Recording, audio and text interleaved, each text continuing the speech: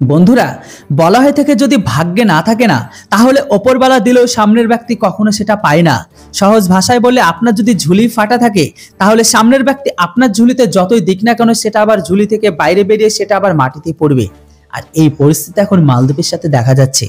হ্যাঁ বন্ধুরা, এরকম পরিস্থিতিতে মালদ্বীপ নিজের পায়ে কুড়োল মারেনি, বরং কুড়োলের ওপর তারা পাকে মেরেছে। শুধু মালদ্বীপই নয়, বরং গরিব আমাদের পড়শি দেশগুলো সেম ভুলকে করে থাকে।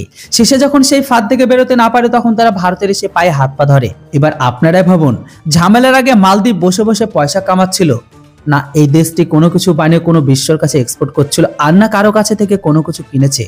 শুধুমাত্র একটি ট্যুরিজমের উপর কেন্দ্র করে বা বেস করে তারা তাদের অর্থ ব্যবস্থাকে চালু রেখেছিল, তাও আবার সেটিতে ভারতের লোকই তাদের সাহায্য করছে।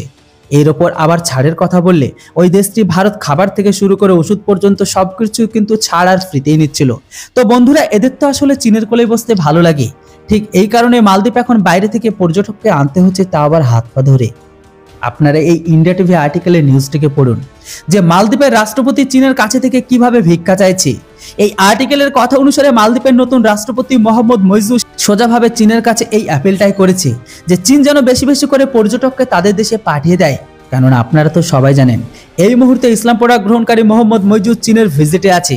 আসলে বন্ধুরা, দেশের অর্থনৈতিক অবস্থাকে দেখে মোহাম্মদ মইজু দেশের ভেতর থেকে এই সমস্যাটাকে মেটানো উচিত ছিল, কিন্তু তার বদলে উনি কি করলেন?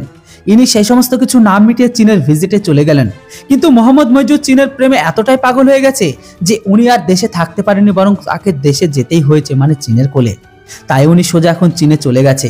মালদ্বীপের মন্ত্রীদের দ্বারা ভারতের প্রধানমন্ত্রী নরেন্দ্র মোদীকে অপমানজনক টিপ্পণী করার পরে সেটাকে নিয়ে যে বিবাদ তৈরি হয়েছে, তারপরে দ্রুতগতির সাথে মালদ্বীপের যে বুকিং ক্যান্সেল হচ্ছে ভারতের তরফ থেকে, আর এটিতে মোহাম্মদ মইজুর কালো ঘাম কিন্তু বেরিয়ে যায়। মোহাম্মদ মইজু এটা ভালোভাবে জানে তাদের দেশে ঘুরতে কারা বেশি যায়, আর এই জন্য মোহাম্মদ মইজু চীনে যখন ভিজিট করে ওখানে গিয়ে তিনি স্টেটমেন্ট দিচ্ছে। উনি চীনের কাছে জোর দিয়ে এটাই অ্যাপিল করেছে যে চীনা সরকার যেন তাদের দেশের লোককে বেশি বেশি করে মালদ্বীপে পাঠায় ভিজিটের জন্য, কেননা কোভিডের পর থেকে চীনের লোক মালদ্বীপে আসা বন্ধ করে দিয়েছে। মোহাম্মদ মইজুর বক্তব্য এটাও আছে যে তারা চীনের বিআরআই প্রজেক্টের অংশ হয়ে অনেক নাকি আনন্দিত। আশা করছি সামনের দিনে চীন আর মালদ্বীপের সম্পর্ক নতুন উচ্চতায় যাবে। এর উপর কথা বলতে গিয়ে মালদ্বীপের পূর্ব রাষ্ট্রপতি মানে মোহাম্মদ ইব্রাহিম জানিয়েছে, মোহাম্মদকে এক হাত নিয়ে তিনি এটাও স্পষ্টভাবে বলে দিয়েছেন যে এটা সত্যি একটি পুরো মালদ্বীপের জন্য লজ্জাজনক আর অতীব জঘন্য ব্যাপার যে আমরা এখন ট্যুরিজমের জন্য চীনের কাছে হাত পা ধরতে হচ্ছে বা হাত পাততে হচ্ছে।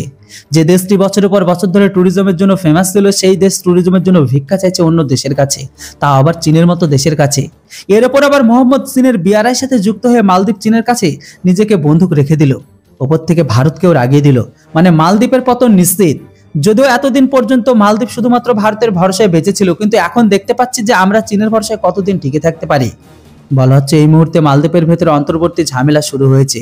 সমস্ত বিপক্ষীয় দল একসাথে হয়ে মালদ্বীপের নতুন সরকার অর্থাৎ মোহাম্মদ মইজুকে ফেলে দেওয়ার চেষ্টা করছে, কেননা এনারা ভালোভাবে জানেন যে মালদ্বীপের উপর থেকে ভারতের হাত তুলে নেওয়া মানে মালদ্বীপের বিনাশ শুরু। হয়তো আজ নয়তো কাল মালদ্বীপ ভারতের কাছে হাত পা ধরতে অবশ্যই আসবে, এটা তো গ্যারান্টি। আপনারাও লিখে রাখুন, কারণ আপনারাও জানেন শ্রীলঙ্কা, নেপাল আর বাংলাদেশ এরা সবাই প্রথম থেকে ভারত বিরোধিতা ছিল, কিন্তু ভারত যখনই এদের উপর থেকে লাগামকে লাগিয়ে দিয়েছে, বিশেষ করে যখনই ভারতের তরফ থেকে আলু পেঁয়াজ দেওয়া বন্ধ করে দেয়, তখন এদের আসল আকারটা দেখা যায়। এবার আপনারা বলুন, মালদ্বীপ যখন হাত পা ধরবে ভারতের কাছে, তখন কি ভারতের উচিত তাদেরকে ক্ষমা করে দেওয়া? এই বিষয়ে অবশ্যই আপনাদের মতামত কমেন্ট বক্সে লিখে জানান। Thanks for watching. জয় হিন্দ, বন্দে মাতরম।